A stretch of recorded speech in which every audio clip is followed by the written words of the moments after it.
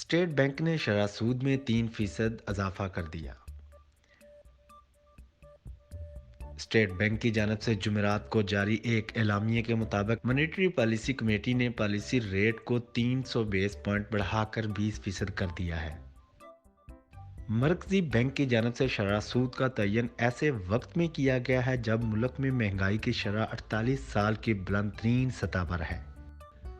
فروری کے اختتام پر مہنگائی کی شرح 31.5% کی بلند ترین سطح پر ریکارڈ کی گئی۔ اسٹیٹ بینک کے مطابق کمیٹی نے نوٹ کیا کہ حالیہ تبدیلیوں اور ایکسچینج ریٹ میں کمی کے نتیجے میں آئندہ چند ماہ میں مہنگائی مزید بڑھنے کی توقع ہے۔ اس کے بعد اس میں بتدریج کمی ہو سکتی ہے۔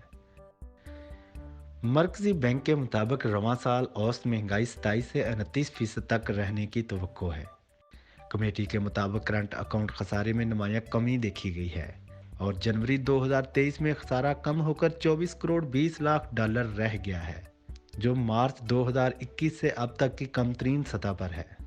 واضح رہے کہ شرح سود میں اضافہ ایسے وقت میں کیا گیا ہے جب جمعرات کو پاکستان میں ڈالر کی قدر میں ایک بڑا اضافہ ہوا ہے۔